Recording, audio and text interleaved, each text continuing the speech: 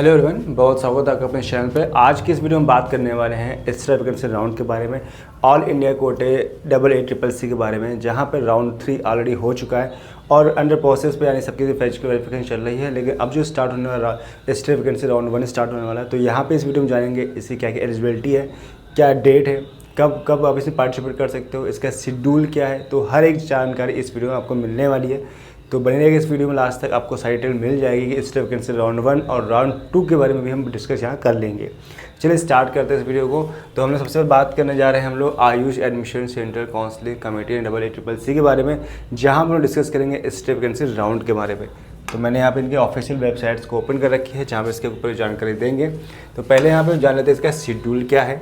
ठीक है, शेड्यूल जानने के लिए सबसे पहले यहाँ पे हम जानकारी हम लोग को होनी चाहिए कि भाई जो शेड्यूल 1 आ रहा है, ठीक है, जो एक्स्ट्रा वैकेंसी राउंड का, वो कैसा होगा, उसके डिपेंड पे सेकंड पे मिलेगा हम लोग को चांस। तो यहाँ पे जो हम लोग का है time schedule of for the counselling AA CCC UG counselling for the 2025-6 Ayush counselling और BMS के बारे में हम लोग बात कर रहे हैं यहाँ पर। ठीक है, थर्ड राउंड तो ऑलरेडी हो चुका है, जिसका रिजल्ट भी सबको आ चुका है, सबके प्रोसेस पर चल रहा है। आज 28 है तो उसके लास्ट डेट है, 28-29 के बाद ये खत्म हो जाएगा। तो इसके बाद स्टार्ट हो जाएगा एक्स्ट्रा वैकेंसी राउंड। तो इसके बारे में डिस्कस करना काफ़ी इंपॉर्टेंट है, क्योंकि जो इन लोग का जैसे ऑलरेडी पता है कि कट ऑफ इस बार अदर लास्ट ईयर से कट ऑफ हाई गया हुआ है। जैसे एक्सपेक्टेड था कि कट ऑफ गिरेगा, लेकिन नहीं हुआ, कट ऑफ इंक्रीज़ हुआ है। तो हो सकता है कि इस बार भी चांस है कि एक्स्ट्रा वैकेंसी में भी बहुत ज़्यादा डिफरेंट नहीं मिलेगा, कि जो सो वेट कर रहे थे कि शायद मुझे अब तक कॉलेज नहीं मिला, हो सकता है एक्स्ट्रा वैकेंसी मिल जाए, लेकिन श्योर ऐसा नहीं हो सकता कि इस बार भी कट ऑफ चांसेस हैं कि हाई जाने के बने हुए। तो जान लेते हैं फिलहाल कि भाई कब कब रजिस्ट्रेशन कर सकते हो, कौन कर सकता है, कौन नहीं कर सकता, कौन एलिजिबल है, कौन एलिजिबल नहीं है, वो सारी डिटेल यहाँ पे आपको बताने वाले। यहाँ पे जो है शेड्यूल इसका वो देखते हैं क्या है। तो यहाँ पे सबसे पहले बात करेंगे रजिस्ट्रेशन की बात करेंगे, कब रजिस्ट्रेशन होगा। ठीक, वेरिफिकेशन सबसे पहले बात। यहाँ पे जो एक्स्ट्रा वैकेंसी राउंड जो फर्स्ट है इसका है government aided CU NED deemed, यानी जितने भी कॉलेज हैं, प्राइवेट हैं, गवर्नमेंट हैं, डीम्ड यूनिवर्सिटी, सबका एक साथ होगा। ये मत सोचो कि भाई गवर्नमेंट का ही हो रहा है, केवल डीम्ड यूनिवर्सिटी का अलग होगा, प्राइवेट का अलग होगा, ऐसा कुछ नहीं है। सारी जो अब बचे कॉलेज हैं, डीम्ड यूनिवर्सिटी हो चाहे प्राइवेट हो, सारे कॉलेज एक साथ ही पार्टिसिपेट करेंगे, कोई डिफरेंट शेड्यूल उनका नहीं आएगा।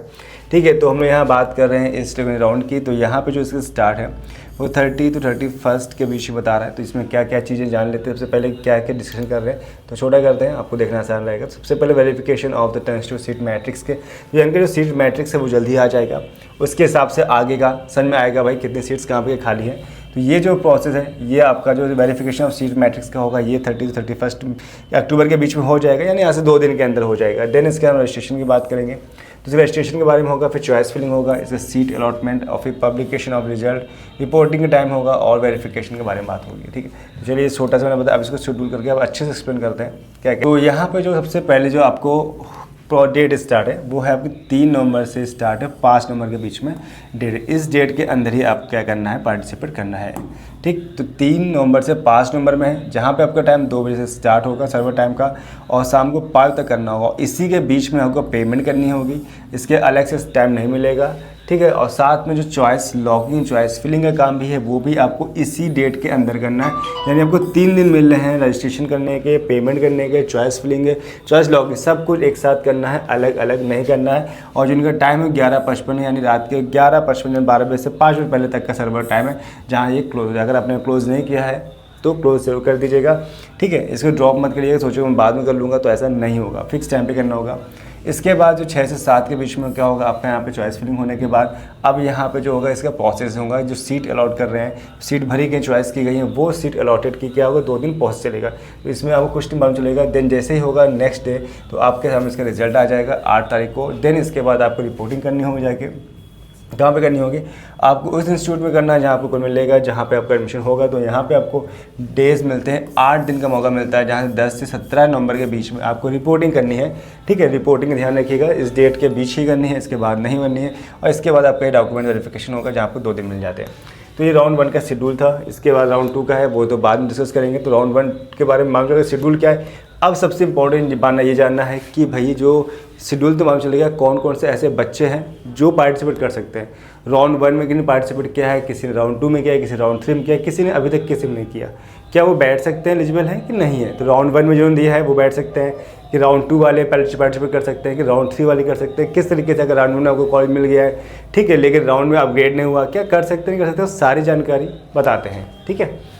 तो ये इनके रूल्स जो थे, इनकी जो पार्टिसिपेशन के वो सब यहाँ जान लेते हैं क्या क्या है। तो देखिए हम लोग स्टेट वैकेंसी राउंड के गवर्नमेंट के जो शेड्यूल है उसके अकॉर्डिंग यहाँ बात करते हैं, यहाँ पर क्या क्या चीज़ जानकारी, तो उसको अच्छे से समझिएगा, काफ़ी काम आने वाली है। तो state vacancy round for government aided and deemed counselling private जितने सारे कॉलेज हैं, तो ये जो होगा तो ये बता गया साफ साफ कितने कॉलेज हैं यहाँ पर। For the academic year after third round the counselling for admission और vacant seats under the deemed university will be conduct along with the online state vacancy round 4, ठीक है। और इसके बाद under government aided and there will be 2 phases, जैसे बताया कि कोई भी अलग से नहीं होगा, there will not any institution and level counselling for state vacancy round, कोई भी नहीं होगा जो भी, that's mean there will be not be any separate vacancy round by the deemed university and private. जैसे मैंने पहले बताया था आपको, डीम्ड की यूनिवर्सिटी की कोई भी सोचो बाद में होगा, ऐसा नहीं, सारी चीज़ें इसी के साथ इंक्लूड रहे। अब यहाँ पे हम लोग को जो राउंड स्टेट वैकेंसी राउंड 1 है, इसमें हम लोग को ये जानना है कि इस वाले में क्या क्या एलिजिबिलिटी है कि आप पार्टिसिपेट कर पाओगे या नहीं कर पाओगे। तो ये काफ़ी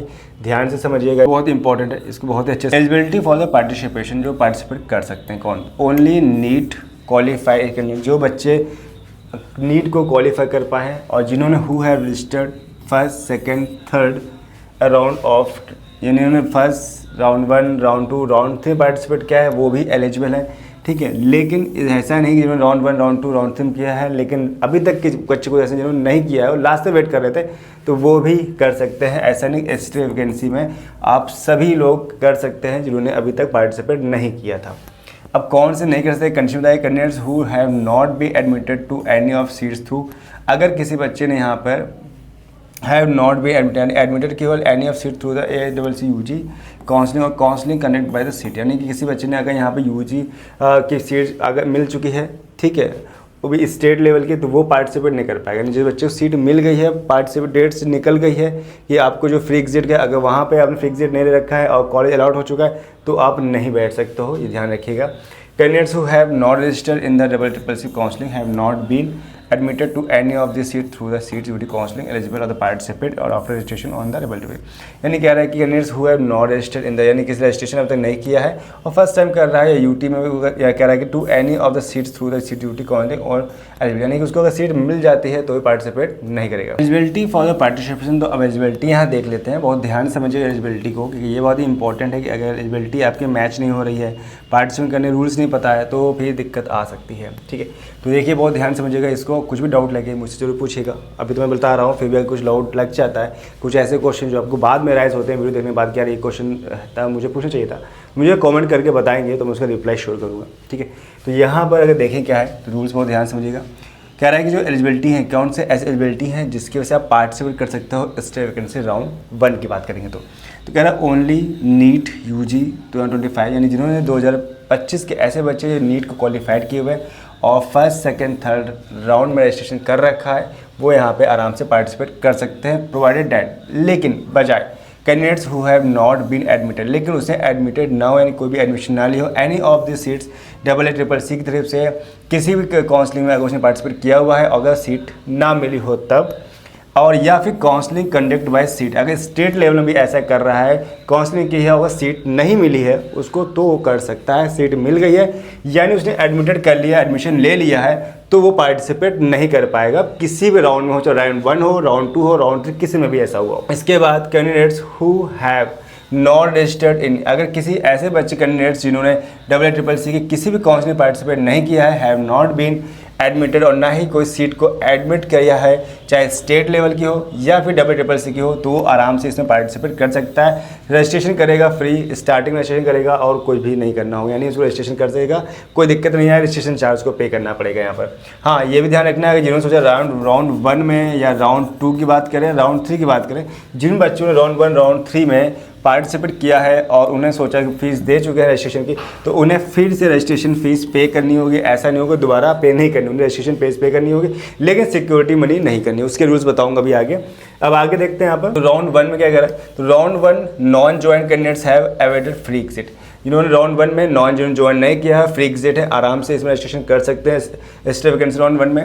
इसका राउंड 1 में जो बच्चे admitted candidates who have availed free exit till the date of announcements of the result to final seat excluding final result date. यानी राउंड 1 में ऐसे बच्चों एडमिटेड कैंडिडेट को कॉलेज मिल चुका था, अलॉट हो चुका था, लेकिन उन्होंने फ्री एग्जिट कर लिया date of announcements of round 2 के रिजल्ट आने के पहले। अगर वो फ्री एग्जिट कर लेते हैं तो भी एलिजिबल हैं इस एक्स्ट्रा वैकेंसी राउंड 1 के लिए।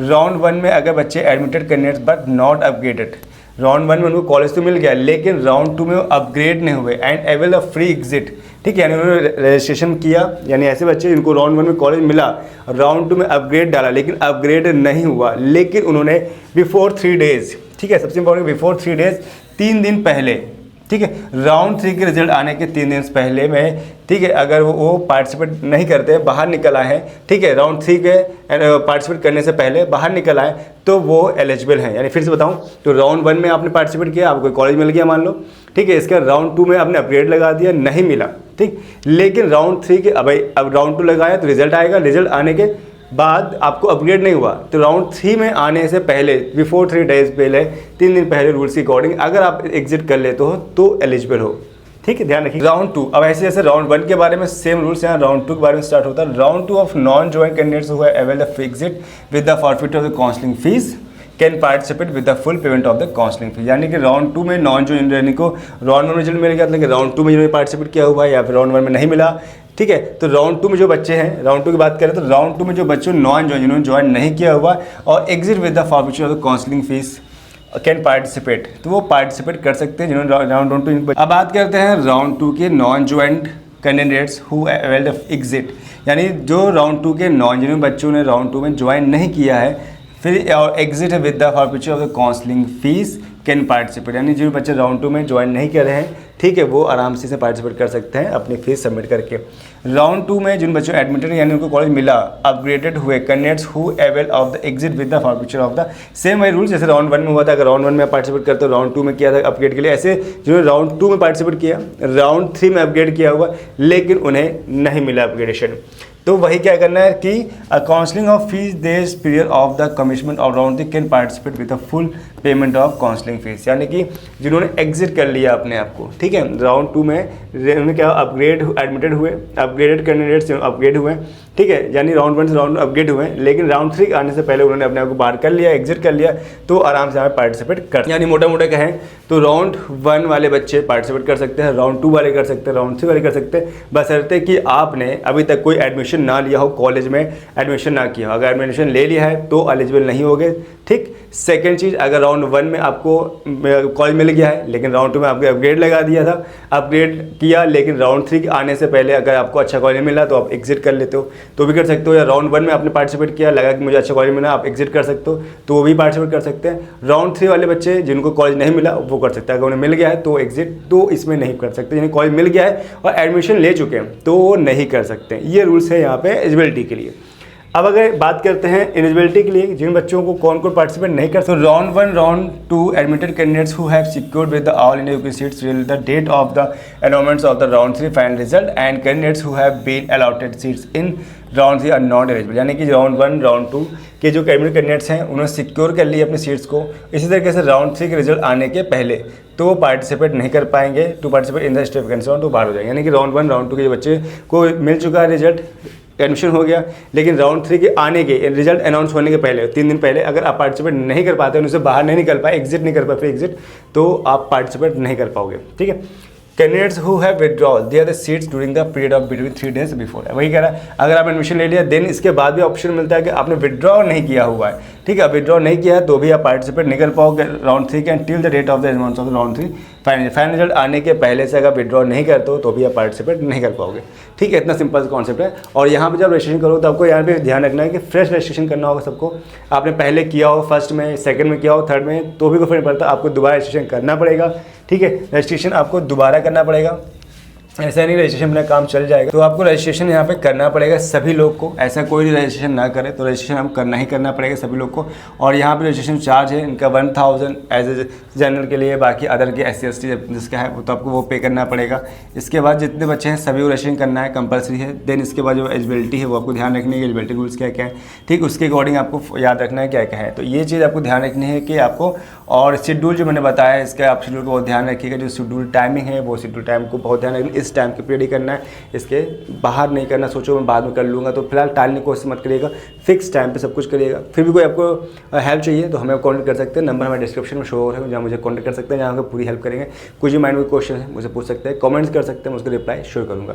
फिर भी अगर आप कोई डाउट रह जाता है, फिलहाल तो मैंने इसे बता दिया, कुछ ऐसा कुछ क्वेश्चन कमेंट करना। यहाँ पे सही बच्चे ध्यान के रखना है कि रजिस्ट्रेशन सभी को करना है, जो रजिस्ट्रेशन है वो कंपलसरी है। ऐसा नहीं कि आपने राउंड 1 में किया हुआ है, राउंड 2 में किया हुआ है, राउंड 3 में क्या सोचो मुझे नहीं करना है, तो ऐसा नहीं, आप रजिस्ट्रेशन तब भी दोबारा करना ही पड़ेगा। रजिस्ट्रेशन के बिना आपका प्रोसेस नहीं बढ़ेगा।